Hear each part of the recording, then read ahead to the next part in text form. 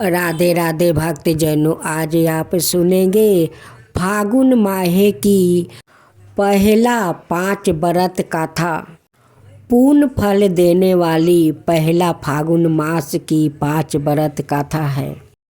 प्राचीन समय की बात है, किसी गांव में एक ब्राह्मण रहा करता था। परिवार में सिर्फ पति पत्नी थे, उनकी कोई संतान नहीं थी। उस देश का राजा सोमचैत्य बहुत ही दानशील, साधु संतों की सेवा करने वाला था। प्रचंड पराक्रमी होने के साथ साथ वो कला का भी बहुत बड़ा पराखी था। राजा प्रतिदिन पूजा पाठ करके ब्राह्मणों को, गरीबों को अपनी शक्ति से ऊपर दान दिया करता था। चारों तरफ उसके राज्य में सत्य का वास था। राजा को सब सुख वैभव प्राप्ति था। राजा का पत्नी व्रत करती थी, लेकिन राजा का कोई संतान नहीं थी। इसी दुख में राजा उतना दुख होने के बाद भी बेचैन रहता था। एक दिन ब्राह्मण की पत्नी अपने ब्राह्मण से बोली कि दूसरे राज्य से आकर कई साधु संत ब्राह्मण राजा से दान दक्षिणा ले जाते हैं, लेकिन आप क्यों नहीं जाते हैं राजा के दरबार में? कब तक हम लोग ऐसे गरीबी में दिन काटेंगे? तो ब्राह्मण बोलता है कि भद्र राजा में इतनी समर्थ नहीं है कि वो मेरी इच्छा अनुसार दान दे सके। बस इसलिए नहीं जाता। मैं नहीं चाहता कि मेरे कारण राजा का मन भंग हो। एक दिन ब्राह्मणी जीने में आ गई और ब्राह्मण को राजा के पास जाना पड़ा। राजा अपने दरबार में राजकाज में व्यस्त था। उसी समय प्रहरी सूचना लाया कि एक ब्राह्मण देव द्वार पर पधारे हैं। राजा सवाए उठ कर गया और उन्हें अंदर लाया, उचित स्वागत सत्कार किया और उनसे आने का कारण पूछा। ब्राह्मण ने कहा कि हे राजन, हम आपके पास एक याचक बनकर आए हैं। हमें आपसे कुछ दान चाहिए।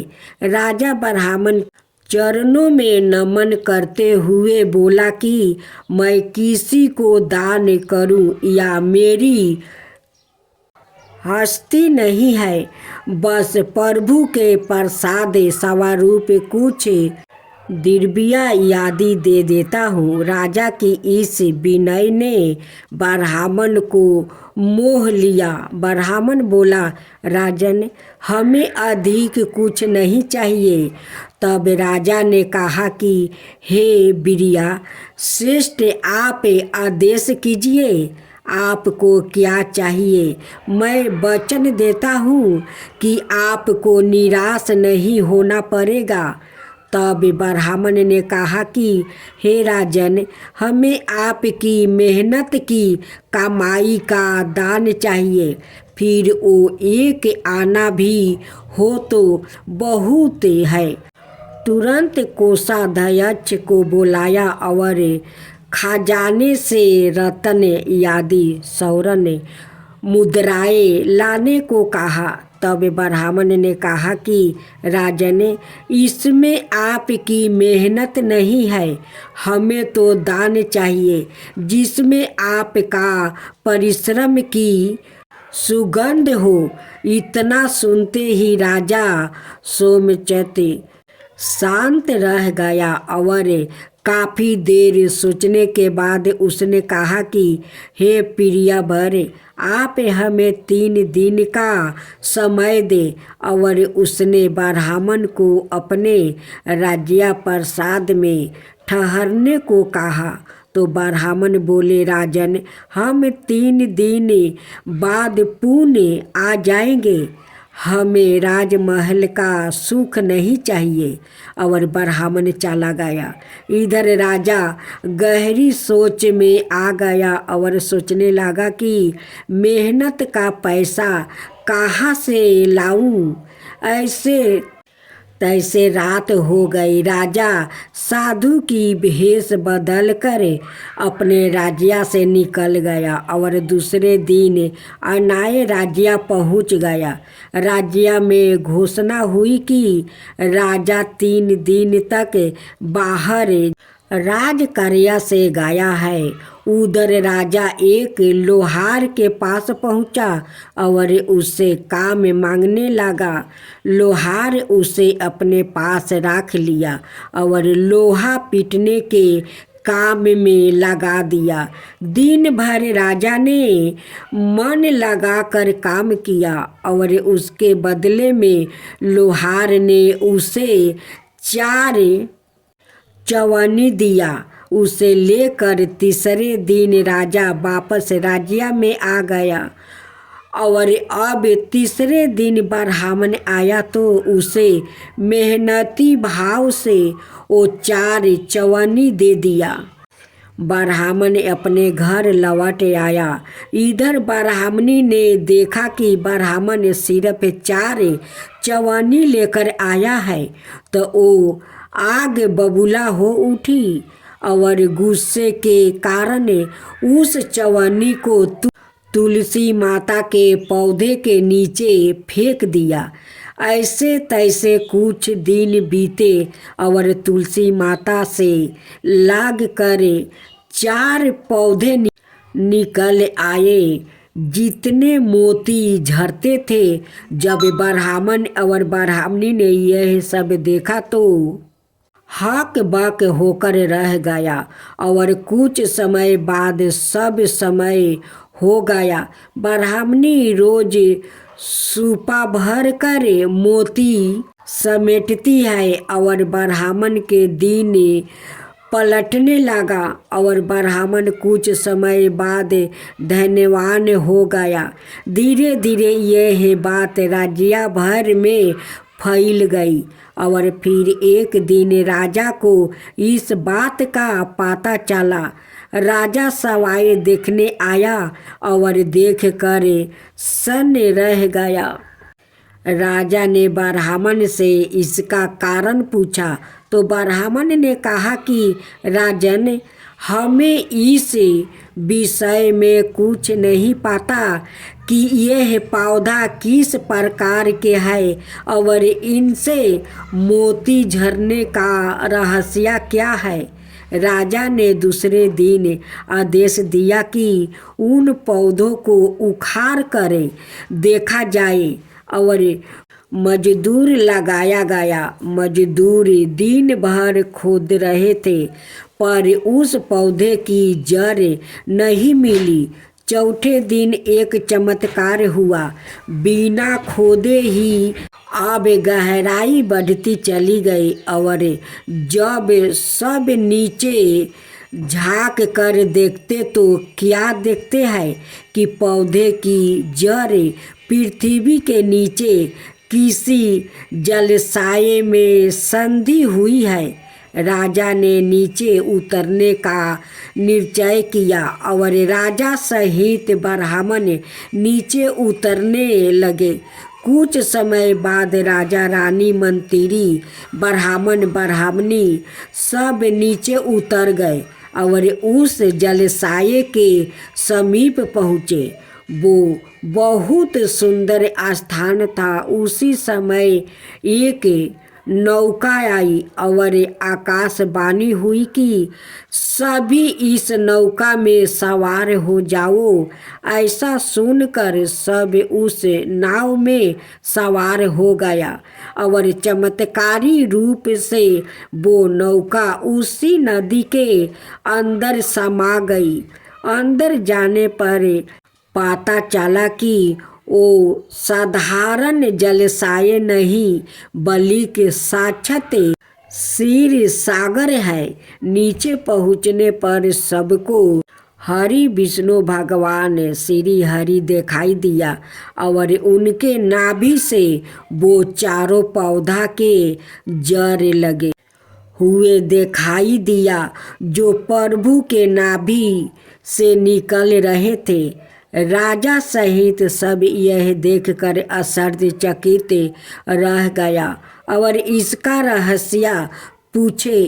तब प्रभु ने कहा, राजन सोमचंद, यह पौधा उस चवन्नी बीज से उत्पन्न हुआ है जो तुमने ब्राह्मण को दिया था। ब्राह्मणी ने तो उसको ऐसे ही फेंक दिया और हमें यह लीला करनी पड़ी। प्रभु के साक्षात दर्शन होने के बाद राजा सहित सभी लोग प्रभु की स्तुति करने लगे।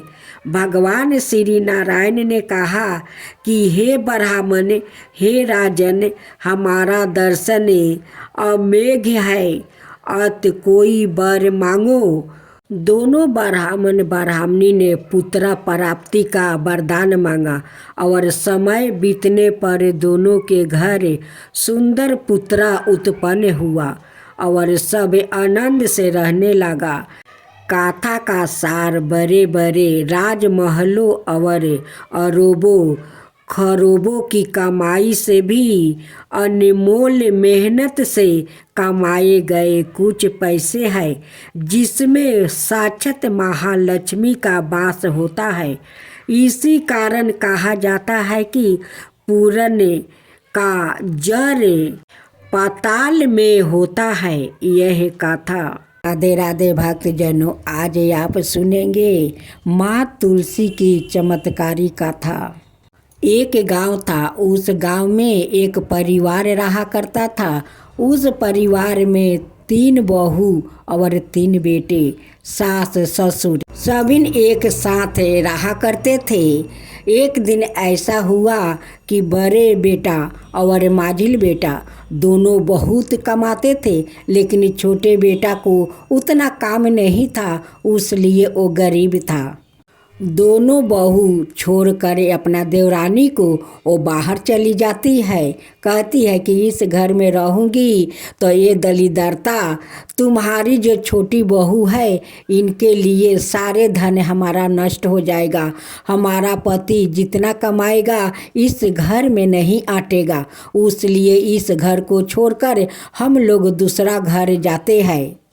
दोनों जेठानी जाकर किराया लेकर रहने लगी। छोटी बहू बहुत तकलीफ कर रही थी।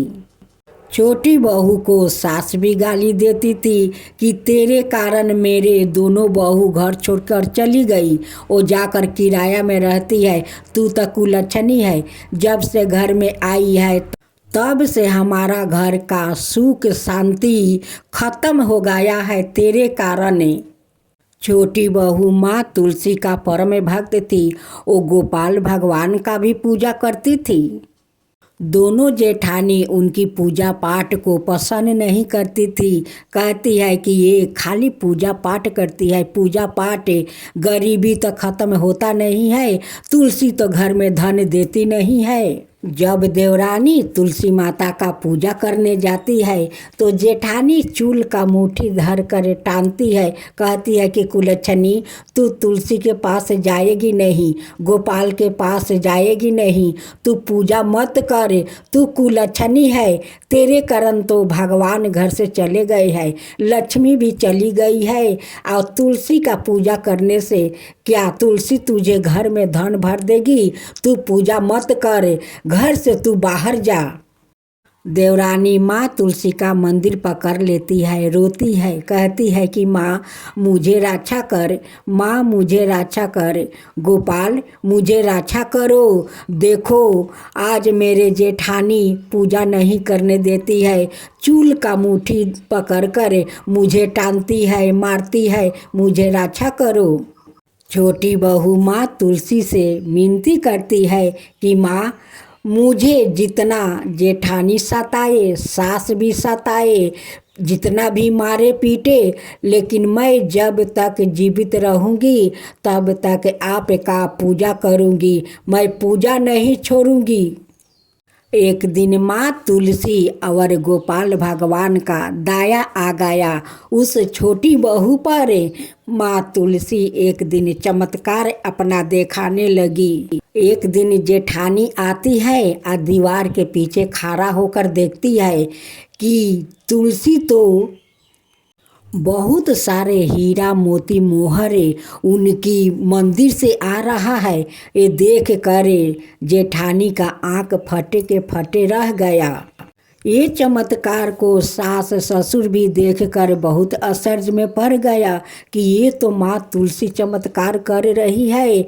मेरी बहू तो वो लक्ष्मी है, वो लक्ष्मी के रूप है। आज उनकर सत्य पर माँ लक्ष्मी देखो कितना आ रही है और माँ तुलसी ये सारे हीरा मोती मोहर सब बरसा रही है।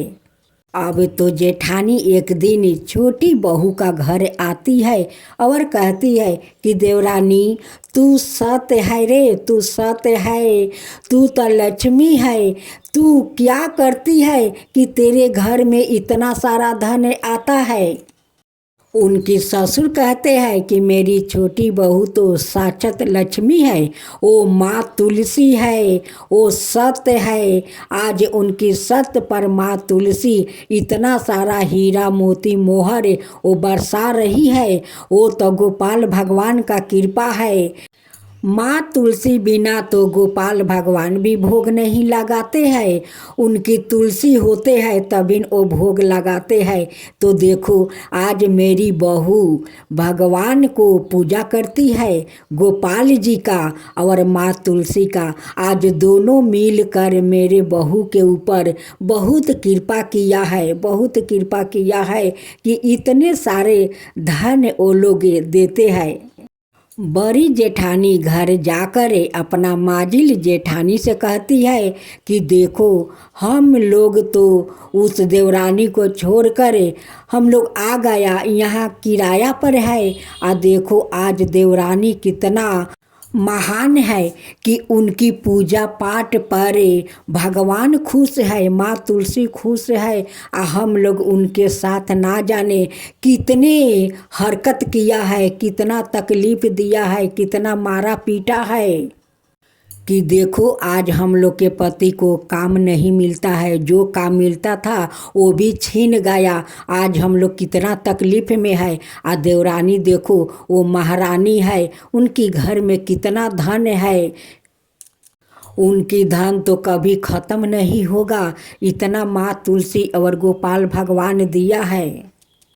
दोनों जेठानी आती है और अपना देवरानी से माफ़ी मांगती है। कहती है कि देवरानी तू मुझे क्षमा कर दे, मैं तेरा साथ बहुत हम लोग गलत किया है, बहुत मारा पीटा है। उसके लिए देख आज हम लोग भोग रहा हूँ। आज हम लोग के घर में खाने के लिए कुछ नहीं है, मेरे पति को कोई काम नहीं है, जो भी काम था वो सब छीन गया। आज हम लोग का पाप के कारण हम लोग के आज भोगना पड़ता है, तू क्षमा कर दे। देवरानी तो बहुत सीधा साधा वो दयालु थी, अपना जेठानी को क्षमा कर देती है। कहती है कि कोई बात नहीं दीदी, आप लोग आइए, इस घर में हम लोग मिलजुल कर रहेंगे। अब दोनों जेठानी आ जाती है और अपना देवरानी के साथ मिलकर माँ तुलसी का बड़े श्रद्धा भक्ति से वो पूजा करती है। एक दिन माँ तुलसी सपना में वो जेठानी का दर्शन देती है और कहती है कि तू मेरे भक्त को बहुत तकलीफ दिया है, तुम दोनों मिलकर तुम जाओ, गंगा स्नान चल रहा है, तुम दोनों जाकर गंगा में डुबकी लगा कर आओ, तब मेरी पूजा करो, तभी न तुम दोनों को पाप से मुक्ति मिलेगा और तुम दोनों का पति को काम भी मिलेगा। सपने को देखकर दोनों जेठानी बहुत भयभीत हो जाती है। वो उठ कर कहती है अपना देवरानी से कि देवरानी आज माँ तुलसी सपने में दर्शन दिया था, वो कहती है कि तुम दोनों पापी है, तुम जाओ गंगा स्नान करके आओ, तभी तुम्हारा पाप धुल जाएगा और तुम्हारा पति को काम मिलेगा। छोटी देवरानी कहती है कि दीदी, जो माँ तुलसी सपना में कही है वही करो। जाओ तुम दोनों गंगा स्नान करके आओ। दोनों जेठानी जाती है, गंगा स्नान करके आती है और माँ तुलसी का गोपाल का पूजा करने लगती है। तभी उनकी दोनों पति को बहुत अच्छा काम मिल जाता है। दोनों जेठ अब तो बहुत सारा पैसा कमाने लगा। अब वो लोग का खुशहाल जिंदगी जीने लगा। दोनों जेठानी माँ तुलसी से कहती है कि माँ, आपका तो महिमा अपरंपार है, आपका कृपा अपार है। आपके कहे अनुसार हम लोग गंगा स्नान किया, आज हमारा पति को बहुत अच्छा काम मिल गया है, बहुत सारा पैसा कमा रहा है। माँ तुलसी, जैसे हम लोग पर आप कृपा किया वैसा ही सबका ऊपर कृपा करना। जो आपका कथा कहे, जो सुने, जो हुंकार भरे, उन सब का ऊपर कृपा करना माँ, सब का ऊपर कृपा करना। माँ तुलसी की जय हो, माँ तुलसी की जय हो, गोपाल भगवान की जय हो, गोपाल भगवान की जय हो। भोलेनाथ की जय हो, भोलेनाथ की जय हो, माता पार्वती की जय हो, माता पार्वती की जय हो। एक साहूकार था जो भगवान शिव का अनाय भक्त था। उसके पास धन आए, किसी भी चीज की कमी नहीं थी, लेकिन उसकी कोई संतान नहीं थी। और वो इसी कामना को लेकर रोज शिव जी के मंदिर जाकर दीपक जलाता था। उसके इस भक्ति भाव को देखकर एक दिन माता पार्वती ने शिव जी से कहा कि प्रभु, यह साहूकार आपका अनय भक्त है, इसको किसी बात का कष्ट है तो आपको उसे अवश्य दूर करना चाहिए। शिव जी बोले कि हे पार्वती, इस साहूकार के पास पुत्र नहीं है, यह इसी से दुखी रहता है। माता पार्वती कहती है कि हे ईश्वर, कृपा करके इसे पुत्र का वरदान दे दीजिए। तब भोलेनाथ ने कहा कि हे पार्वती, साहूकार के भाग्य में पुत्र का योग नहीं है। ऐसे में अगर इसे पुत्र प्राप्ति का वरदान मिल भी गया तो वो केवल 12 बरस की आयु तक ही जीवित रहेगा। यह सुनने के बाद भी माता पार्वती ने कहा कि हे प्रभु, आपको इस साहूकार को पुत्र का वरदान देना ही होगा। अनाथ भक्त क्यों आपकी सेवा पूजा करेंगे। माता के बार बार कहने से भोलेनाथ ने साहूकार को पुत्र का वरदान दे दिया, लेकिन यह भी कहा कि वो केवल 12 बरस तक ही जीवित रहेगा। साहूकार यह सारी बातें सुन रहा था, इसलिए उसे ना तो खुशी हुई और ना ही दुख। वो पहले की तरह भोलेनाथ की पूजा अर्चना करता रहा। उधर सेठानी गर्भवती हुई और 9 महीने के बाद एक सुंदर सा बालक की प्राप्ति हुई। परिवार में खूब उत्साह मनाया गया, लेकिन साहूकार पहले ही की तरह रहा और उसने लड़का की 12 बरस की आयु का जिक्र किसी से भी नहीं किया। जब बालक 11 बरस की आयु हो गई तो एक दिन साहूकार की सेठानी ने बालक के विवाह के लिए कहा। तो साहूकार ने कहा कि वो अभी बालक को पढ़ने के लिए काशी जी भेजेंगे। इसके बाद उसने बालक के मामा जी को बुलाया और कहा कि इसे काशी पढ़ने के लिए ले जाओ और रास्ते में जिस भी स्थान पर रुकना वहाँ यज्ञ करते और ब्राह्मणों को भोजन कराते हुए आगे बढ़ना। उन्होंने भी इसी तरह करते हुए जा रहे थे कि रास्ते में एक राजकुमारी का विवाह था। जिससे उसका विवाह होने वाला था वो एक आँख से काना था। तो उसके पिता ने जब अति सुंदर साहूकार के बेटे को देखा तो उनके मन में आया कि क्यों ना इसे ही घोड़ी पर बैठाकर शादी के सारे कार्य संपन्न करवा लिया जाए। तो उन्होंने मामा से बात की और कहा कि इसके बदले में वो अथाह धन देंगे। तो वो भी राजी हो गया। इसके बाद साहूकार का बेटा विवाह की वेदी पर बैठा और जब विवाह कार्य संपन्न हो गया तो जाने से पहले उसने राजकुमारी की चदरी के पल्लू पर लिखा कि तेरा विवाह तो मेरे साथ हुआ, लेकिन जिस राजकुमार के साथ भेजेंगे वो तो एक आँख का काना है। इसके बाद वो अपने मामा के साथ काशी के लिए चल गया। उधर जब राजकुमारी ने अपनी चुनरी पर यह लिखा हुआ पाया तो उसने राजकुमार के साथ जाने से मना कर दिया। तो राजा ने भी अपनी पुत्री को बारात के साथ विदा नहीं किया। बारात वापस लौट गई। उधर मामा और भांजे काशी पहुंच गए थे। एक दिन जब मामा ने जग रचा रखा था और भांजा बहुत देर तक बाहर नहीं आए तो मामा ने अंदर जाकर देखा तो भांजे का प्राण निकल चुके थे। वो बहुत परेशान हुए, लेकिन सोचा कि अभी रोना पीटना मचाया तो ब्राह्मण चल जाएंगे और यज्ञ का कार्य अधूरा रह जाएगा।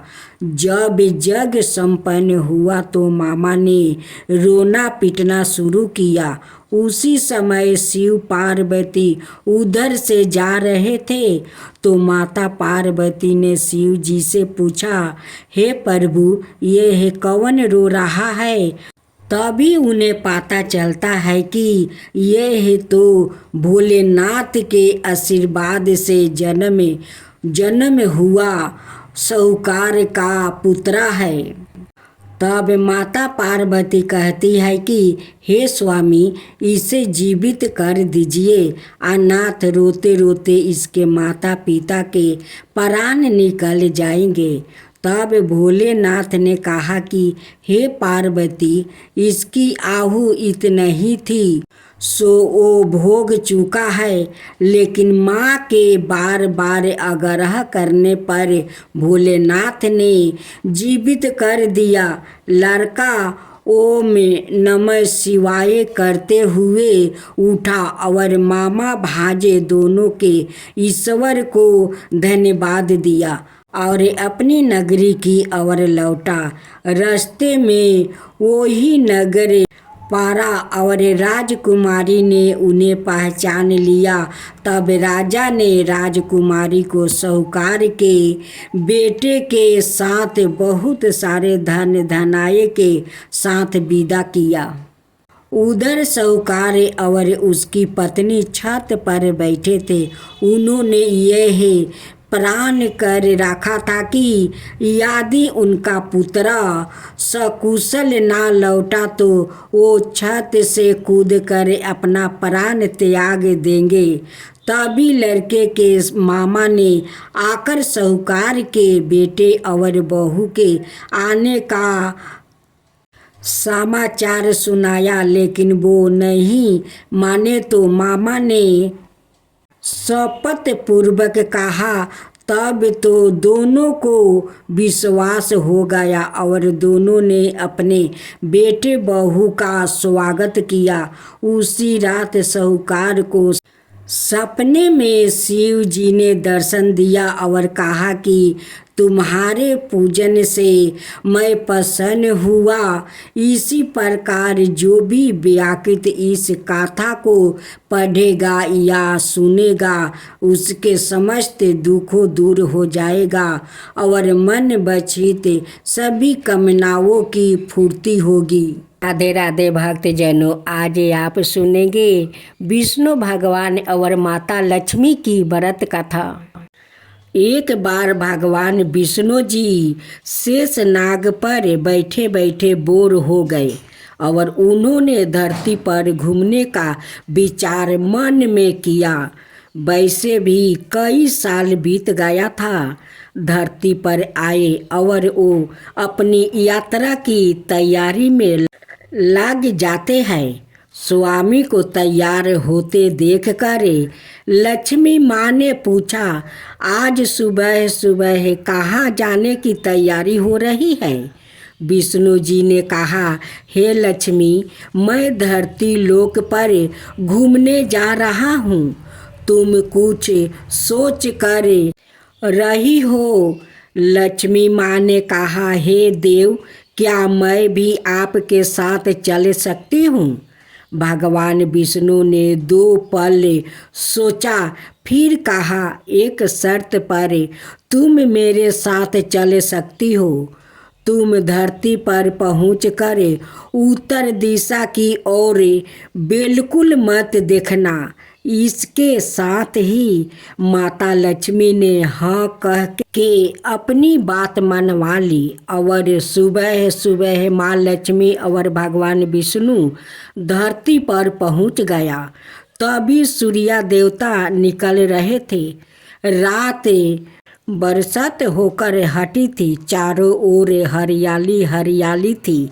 उस समय चारों ओर बहुत शांति थी और धरती बहुत ही सुंदर देख रही थी और माँ लक्ष्मी मंत्र मूर्ध होकर धरती को देख रही थी और भूल गई कि पति को क्या वचन वो देकर आई है और चारों ओर देखती हुई कब उत्तर दिशा की ओर देखने लगी, पता नहीं चला।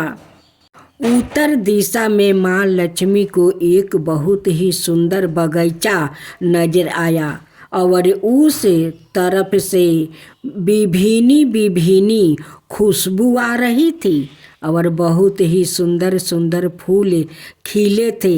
यह एक फूलों का खेत था और माँ लक्ष्मी बिना सोचे समझे उस खेत में गई और एक सुंदर सा फूल तोड़ लाई। लेकिन यह क्या, जब माँ लक्ष्मी भगवान विष्णु के पास वापस आई तो भगवान विष्णु की आँखों में आंसू थे और भगवान विष्णु ने माँ लक्ष्मी को कहा कि कभी भी किसी से बिना पूछे उसका कुछ भी नहीं लेना चाहिए और साथ ही अपना वचन भी याद दिलाना चाहिए। माँ लक्ष्मी को अपनी भूल का पता चला तो उन्होंने भगवान विष्णु से इस भूल की माफ़ी मांगी। तो भगवान विष्णु ने कहा कि जो तुमने जो भूल की है उसकी सजा तो तुम्हें ज़रूर मिलेगी। जिस माली के खेत से तुमने बिना पूछे फूल तोड़ा है, यह एक प्रकार की चोरी है। इसलिए अब तुम 3 साल तक माली के घर नौकर बनकर रहो। उसके बाद मैं तुम्हें वैकुंठ में वापस बुलाऊंगा। माँ लक्ष्मी ने चुपचाप सर झुकाकर हाँ कर दिया और माँ लक्ष्मी एक गरीब औरत का रूप धारण करके उस खेत के मालिक के घर गई। घर क्या, एक झोपड़ी था और मालिक का नाम में माधव था। माधव की बीवी तो 2 बेटे और 3 बेटियां थी। सभी उस छोटे से खेत में काम करके किसी तरह से गुजारा करती थी। माँ लक्ष्मी जब एक साधारण और गरीब औरत बन कर जब माधवा के झोपड़ी पर गई तो माधवा ने पूछा, बहन तुम कौन हो और इस समय तुम्हें क्या चाहिए? तब माँ लक्ष्मी ने कहा, मैं एक गरीब औरत हूँ, मेरी देखभाल करने वाला कोई नहीं है। मैंने कई दिनों से खाना भी नहीं खाया, मुझे कोई भी काम दे दो, साथ में मैं तुम्हारे घर का काम भी कर दिया करूँगी। बस मुझे अपने घर में एक कोने में आसरा दे दो। माधवा बहुत ही इच्छा दिल का मालिक था, उसे दया आ गई, लेकिन उसने कहा, बहन मैं तो बहुत ही गरीब हूँ, मेरी कमाई से मेरे घर का खर्च मुश्किल से चलता है, लेकिन अगर मेरी 3 की जगह 4 बेटियां होती तो भी मुझे गुजारा करना था। अगर तुम मेरी बेटी बनकर जैसा रूखा सूखा हम खाते हैं उसमें खुश रह सकती हो तो बेटी अंदर आ जाओ। माधवा ने माँ लक्ष्मी को अपने झोपड़ी में शरण दे दिया और माँ लक्ष्मी 3 साल उस माधवा के घर पर नौकरानी बन कर रही। जिस दिन माँ लक्ष्मी माधवा के घर आई थी उससे दूसरे दिन ही माधवा को इतनी आमदनी हुई फलों से कि शाम को एक गाय खरीद ली। फिर धीरे धीरे माधवा ने काफ़ी जमीन खरीद ली और सबने अच्छे अच्छे कपड़े भी पहनने लगा और फिर एक बार पक्का घर भी बनवा लिया। बेटियों और बीबी ने गहने भी बनवा लिया और अब मकान भी बहुत बड़ा बनवा लिया था। माधवा हमेशा सोचता था कि मुझे यह सब इस महिला के आने के बाद मिला है, इसे बेटी के रूप में मेरी किस्मत आ गई है। मेरी और अब 2 साल बीत गया था, लेकिन माँ लक्ष्मी अब भी घर में और खेत में काम करती थी। एक दिन माधवा जब अपने खेतों से काम खत्म करके घर आया तो उसने अपने घर के सामने द्वार पर एक देवी सावारूप गहनों से लदी एक औरत को देखा। जब ध्यान से देखकर पहचान गया, अरे यह तो मेरी मुँह बोली चौथी बेटी यानी वही औरत है और पहचान गया कि यह तो माँ लक्ष्मी है। अब तक माधवा का पूरा परिवार बाहर आ गया था और सब हैरान होकर माँ लक्ष्मी को देख रहे थे। माधवा बोला, हे माँ हमें माफ़ करो, हमने आपसे अनजाने में ही घर और खेत में काम करवाया है। माँ यह कैसा अपराध हो गया, हे माँ हम सब को माफ़ कर दो। अब माँ लक्ष्मी मुस्कुराई और बोली, हे माधवा तुम बहुत ही अच्छे और दयालु व्यक्ति हो, तुमने मुझे अपनी बेटी की तरह से रखा है, आपने परिवार के सदस्य की तरह से। इसके बदले मैं तुम्हें वरदान देती हूँ कि तुम्हारे पास कभी भी खुशियाँ की और धन की कमी ना रहेगी। तुम्हें सारे सुख मिलेंगे जिसके तुम्हें अधिकार हो। और फिर माँ अपने स्वामी के द्वारे भेजे रथ में बैठकर बैकुंठ चली गई। राधे भक्त जनों, आज आप सुनेंगे विनायक गणेश जी की व्रत कथा। गणेश जी विघ्न विनायक और शीघ्र प्रसन्न होने वाले देवता है। अगर कोई सच्चे मन से गणेश जी की वंदना करता है तो गौरी नंदन तुरंत प्रसन्न होकर उसे आशीर्वाद प्रदान करते हैं। वैसे भी गणेश जी जिस स्थान पर निवास करते हैं उनकी दोनों पत्नियां रिद्धि और सिद्धि भी उनके साथ रहती है। उनके दोनों पुत्र शुभ और लभ्य का आगमन भी गणेश जी के साथ ही होता है। कभी कभी तो भक्त भगवान को असमंस में डाल देते हैं। पूजा पाठ और भक्ति का जो वरदान मांगते हैं वो निराला होता है। काफ़ी समय पहले की बात है। एक गांव में एक अंधी बुढ़िया माई रहती थी। वो गणेश जी की परम भक्त थी। आँखों से भले ही दिखाई नहीं देता, परंतु वो सुबह शाम गणेश जी की बंदगी में मगन रहती थी। नित गणेश जी की प्रतिमा के आगे बैठकर उनकी स्तुति करती है, भजन गाती है, वो समाधि में लीन रहती है। गणेश जी बुढ़िया माई की भक्ति से बड़े प्रसन्न हुए।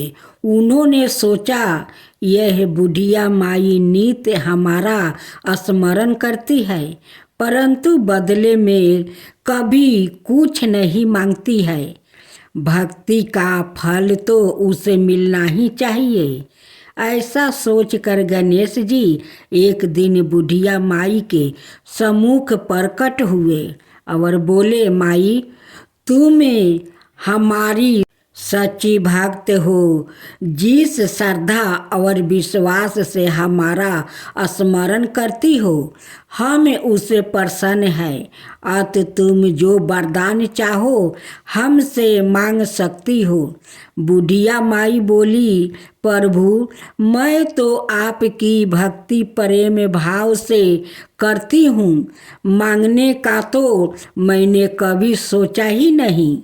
अत मुझे कुछ नहीं चाहिए। गणेश जी पुनः बोले, हम वरदान देने के लिए आए हैं। बुढ़िया माई बोली, हे सर्वेश्वर मुझे मांगना तो नहीं आता, अगर आप कहे तो मैं कल मांग लूँ। तब तक मैं अपने बेटे और बहू से भी सलाह मशवरा कर लूँगी। गणेश जी कल आने का वादा करके वापस लौट गया। बुढ़िया माई ने सारी बात उन्हें बताकर सलाह मांगी। बेटा बोला, माँ तू गणेश जी से ढेर सारा पैसा मांग लो, हमारी गरीब दूर हो जाएगी, सब सुख चैन से रहेंगे। बुढ़िया माई की बहू बोली, नहीं आप एक सुंदर पोता का वरदान मांग लो, वंश को आगे बढ़ाने वाली भी तो चाहिए। बुढ़िया माई बेटे और बहू की बातें सुनकर असमंस में पड़ गई। उसने सोचा यह दोनों तो अपने अपने मतलब की बातें कर रहे हैं। बुढ़िया माई ने पड़ोसिन से सलाह लेने का मन बनाया। पड़ोसिन भी नेक दिल के थी।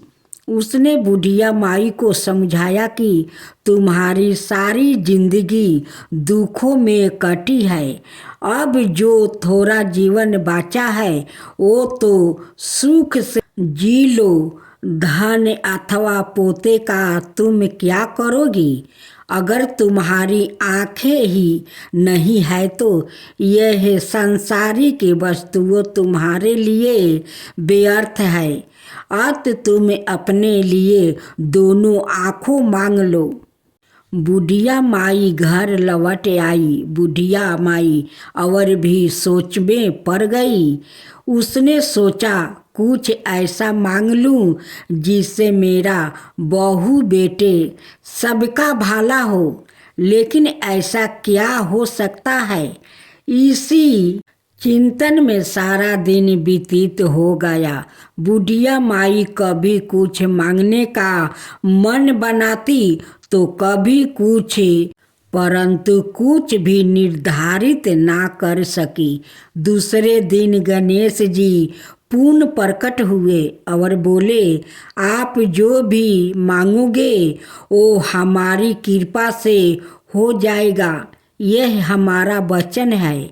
गणेश जी के पवन वचन सुनकर बुढ़िया माई बोली, हे गणेश राज, यदि आप मुझसे प्रसन्न है तो कृपाए मुझे मन इच्छित वरदान दीजिए। मैं अपने पोते को सोने के गिलास में दूध पीते देखना चाहती हूँ। बुढ़िया माई की बातें सुनकर गणेश जी उसकी सादगी और सरलता पर मुस्कुरा दिया। बोले, तूने तो मुझे ठगा ही लिया है। मैंने तुम्हें एक वरदान मांगने के लिए बोला, परंतु तुमने तो एक वरदान में ही सब कुछ मांग लिया है। तुमने अपने लिए लंबी उम्र और दोनों आँखों मांग ली है। बेटे के लिए धन और बहू के लिए पोता भी मांग लिया है। पोता होगा, ढेर सारा पैसा होगा, तभी तो वो सोने के गिलास में दूध पिएगा। पोते को देखने के लिए तुम जिंदा रहोगी, तभी तो देख पाओगी। अब देखने के लिए दो आंखें भी देनी ही पड़ेगी। फिर भी वो बोले, जो तुमने मांगा वो सब सत्य होगा। यूं कहकर गणेश जी अंतर ध्यान हो गए। कुछ समय पाकर गणेश जी की कृपा से बुढ़िया माई के घर पोता हुआ। बेटा का कारोबार चल निकला और बुढ़िया माई की आंखों की रोशनी आपस लौट आई। बुढ़िया माई अपने परिवार सहित सुखपूर्वक जीवन व्यतीत करने लगी।